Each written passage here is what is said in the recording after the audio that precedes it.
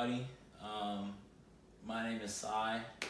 I'm here with my lovely mother. Hi, Mom. Hi, Sai. We're just gonna sit here and we're just gonna talk. Mom, I just want to start off by asking you, how many children do you have? 4. You have 4 children. Yes. Can you give me their names? I have Sir, Syaire, Xavier, and Samaya. And so, having 4 children, can you just describe how that feels every morning waking up knowing that your children are alive and well? 3 in the house, 1 in college in Washington State. Well, I believe my children are my greatest gift from God, and so I'm just really honored to be their mom, all of your mom. So waking up each morning knowing that my children are alive and safe and well and healthy and whole is just motivation to start my day. So, Mom, you have 3 boys, right? Yes. You have my older brother, Sir, and my younger brother, Xavier, which is quite a lot, especially through these times that we go through in America. When you see all of these things, all of this news stories, all these young black men that are being tragically shot and beaten by the police, can you just describe how that makes you feel? It's a mother's worst nightmare. It's very scary raising 3 black men in these times because you just never know what can happen. I hope that I have taught you guys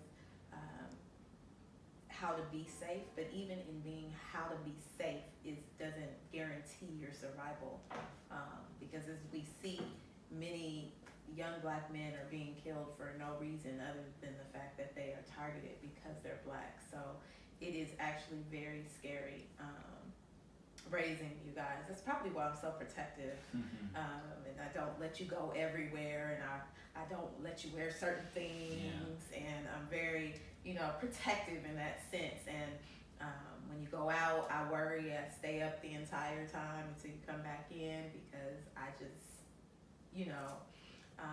but a lot of that you just cannot control, right? And so I have to just kind of give it over and just faith it and believe that you're going to be okay. You mentioned faith and believe. So if you don't know, we are, in this household, we are Christians. We believe that Jesus Christ is the Son of the living God, and through that, we decide to live our lives differently than everybody else in this world.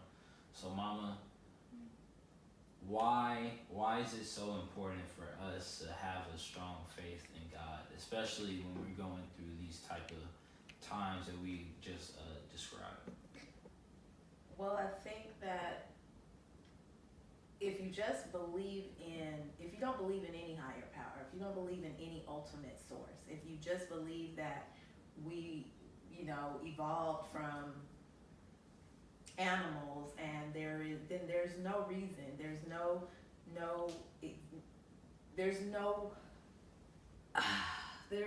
just no point to it all.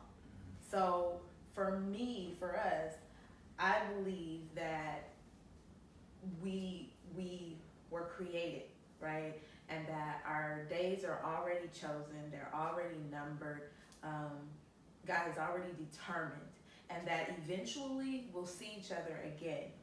Because I don't believe that this life is the end, right? I believe that we are sent here, we're chosen to share the gospel, to live righteously as much as we can, but the salvation that we receive is already a gift. There's nothing we can do to earn it. We've already got it.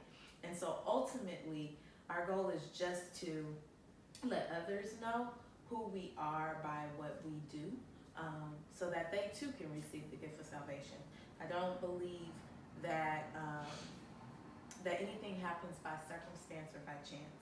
And even in looking at the children and the young men who've been killed, because I'm thinking about Botham, right, who was a member of our same church, right, and he was walking into his own apartment, right, he was actually asleep in his own apartment, and he was killed by the young lady police officer who, broke into his home and then killed him.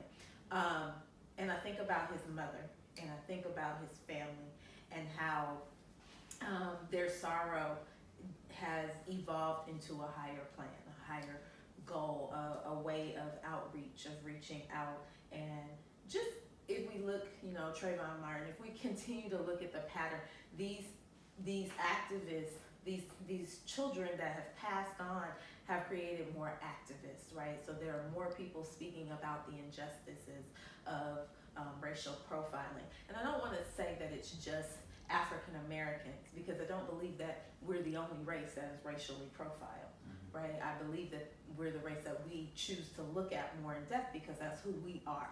But I believe that our brown sisters and brothers are profiled as well, right? I believe that even we as Black people, we profile other races too. We profile Caucasian races, we profile Asian races. None of us are without that, right? But I think that the ultimate goal is to love one another, to appreciate one another, to learn from one another, regardless of our differences. We'll have differences in beliefs, we'll have differences in communication styles, we'll have differences in how we eat and what we consider right and wrong. Does not mean that we take those differences and use them against each other, right? It means that we grow together as a people, and we just really try to show our love one for another in that way. Mom, so Mama is from Alabama, right? Yep. And Mama is my grandma, and Papa is from here in Los Angeles. And so just talking about that type of connection and how that has played onto you, my auntie and my uncle. Well, we were all born here. Mama, being from Louisiana, her family traveled the South. All of them were born in either Alabama, I want to say Louisiana, Mississippi, Louisiana. I don't know if they were born in Louisiana. I know Mississippi. I know Mama, they go and visit Louisiana a lot. Yeah, but they were all born in the South, right? And there was hard times when they were born. My grandfather, your great grandfather, was 105 when he passed. He'd seen a lot of stuff. He was born in the 1800s. Seen a lot of stuff, and I mean, it even played out like my aunt, your great aunt, Katie. She was young and she was playing in the fireplace, and she caught on fire. They took her to the hospital, and they didn't treat her. They just let her die. I don't know if you knew that, but back then that was something. That's who we call little sister. If you ever hear Mama refer to little sister, back then the racism was such that they didn't take care of African American or Black or Negro, because that's what they called us then, children or even adults. They just let it happen.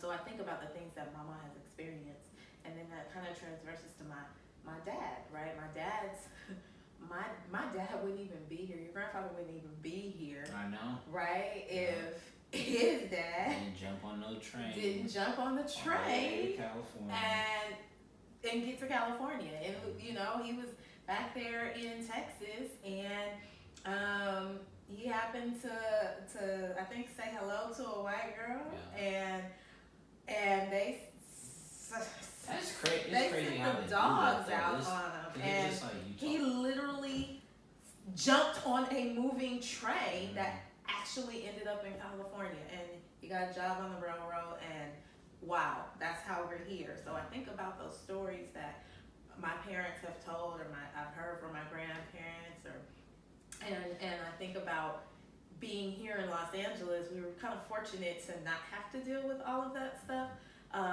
but we're starting to see it more and more now. But I am grateful. I'm so grateful to be born and raised in Los Angeles. I've traveled outside the country, and I've seen so much that we have to be thankful for, that we really take advantage of, and we don't give back the way we should. We don't pull together and share as we should. And when you go to other countries and you see how other people live, it makes a difference in what you do here. Yeah. Well, Mom, I thank you for taking this time with your favorite son. If Yes, I have 3 favorites. no, you have one favorite son. 2 others that are just they're getting there. They're getting there. Thank you guys for watching, and